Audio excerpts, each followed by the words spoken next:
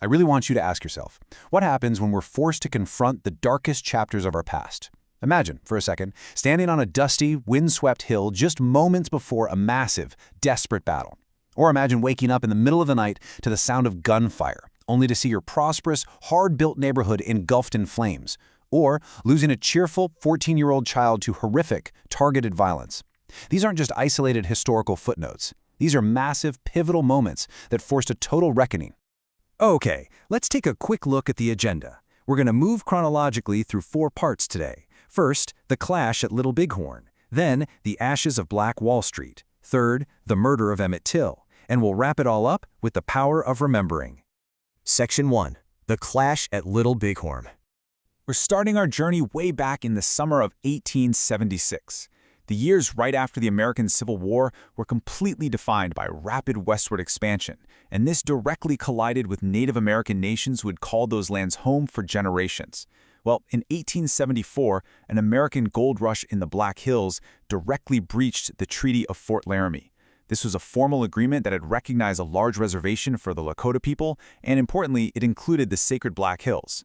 So when the U.S. government suddenly reversed course and demanded that Native groups return to smaller reservations, legendary leaders like Sitting Bull and Crazy Horse bravely chose to defend their culture, their families, and their homeland. At that point, war became inevitable. And this brings us to a horrific miscalculation on June 25, 1876. The U.S. Army, led by Lieutenant Colonel Custer, was operating under a massive, fatal assumption. They thought they were approaching a scattered village that would easily flee a fast, aggressive attack. But the reality? They were actually walking into a massive encampment of thousands of incredibly determined Lakota, Northern Cheyenne, and Arapaho warriors. Despite being vastly outnumbered, Custer literally divided the 7th Cavalry into separate battalions, thinking he was going to confuse an enemy that in reality easily outmaneuvered his separated forces. The result was a total defeat for Custer's command. Now, for generations, this event was mythologized as Custer's last stand, basically framing the whole narrative around one commander. But the historical consensus today recognizes it for what it truly was, a complex, desperate clash of 2 completely different worlds colliding. It's a story of broken treaties, intense competition over land, and the fierce determination of Native peoples to defend their way of life. Moving right along to Section 2. Ashes of Black Wall Street. Fast forward a few decades to 1920s Tulsa, Oklahoma. Another community faced absolute decimation, but this time it was a vibrant urban neighborhood. Despite strict, oppressive segregation laws, Black Americans in the Greenwood District had built a wealthy, self-sustaining community. We're talking luxury hotels, bustling restaurants, banks, schools, and thriving entrepreneurs. Money circulated locally, creating such robust economic growth, the Greenwood actually earned the nickname Black Wall Street. It was absolute, undeniable proof of resilience and determination in the face of massive systemic obstacles.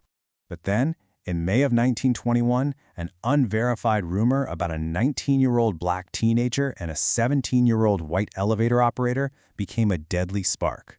A massive, armed white mob attacked Greenwood, and the destruction was simply catastrophic. 35 entire city blocks were destroyed. Attackers looted homes, set buildings on fire, and eyewitnesses even reported private airplanes flying overhead, literally dropping incendiary devices onto the community below. In just a matter of hours, a lifetime of dreams and generational wealth was turned entirely to ashes. With up to 300 lives lost and 1,200 homes destroyed overnight, you'd think this would be a central focus of American history, right? But the real tragedy was the ensuing decades of deliberate historical erasure. Insurance companies labeled the massacre a riot just to avoid paying claims, leaving the survivors with absolutely nothing. Schools ignored it, history books erased it, and the perpetrators were never punished. It was almost successfully forgotten, saved only by the memories of survivors who completely refused to let the truth die. Section 3. The Murder of Emmett Till. Stepping forward to 1955, the horrific realities of the Jim Crow South targeted Emmett Till, a cheerful 14-year-old boy visiting from Chicago. And what stands out here is the shocking speed of the systemic violence. On August 24th, there was a perceived innocent interaction with a white store clerk at a small grocery store in Money, Mississippi. Just 4 days later, in the dead of night on August 28th, 2 armed white men kidnapped Emmett from his great-uncle's home. By August 31st, his brutally beaten body was discovered by fishermen in the Tallahatchie River, identified only by a ring bearing his father's initials. It was a stunning, incredibly fast escalation of terror.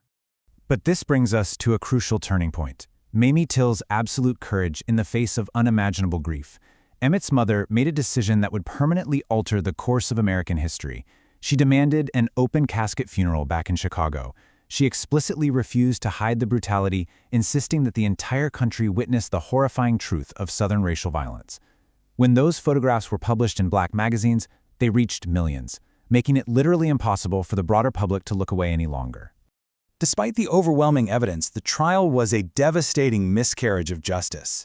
An all-white jury acquitted the two killers after deliberating for barely an hour. And shockingly, protected by double jeopardy laws, those same exact men later proudly confessed to the murder in a magazine interview without facing a single consequence. But they couldn't undo the awakening that Mamie Till had sparked. Just months later, the Montgomery bus boycott began. Emmett Till's tragedy became a massive catalyst that helped launch the modern civil rights movement. Section 4. The Power of Remembering. What's really fascinating about Little Bighorn, Greenwood, and Emmett Till is how they all map out a very distinct cycle of history. First, there's a sudden descent into tragedy or violence. Second, we see an immediate attempt at erasure or distortion of the truth, whether it's mythologizing Custer's defeat, hiding the ashes of Tulsa for decades, or a corrupt justice system trying to sweep Emmett Till's murder under the rug. But finally, there is a painful but totally necessary awakening through remembering. From reframing the battlefield at Little Bighorn, to unearthing the unmarked graves in Tulsa, to Mamie Till forcing the world to look at her son. Confronting uncomfortable truths is absolutely the only way a society can heal and progress. I want to leave you with this really powerful thought. History is not only made by triumphs, it is also shaped by tragedies that must be remembered. Remembering these painful events isn't about wallowing in guilt or reopening old wounds just for the fun of it. It's about honesty. It's about fully understanding the mechanics of our past so that we can actively and intentionally work to build a more just, equitable society today. You know, you simply cannot fix a foundation if you refuse to look at the cracks. So, I leave you with the big question to take with you today. Will we choose to learn from the uncomfortable parts of our history or let them be forgotten? The choice is entirely ours.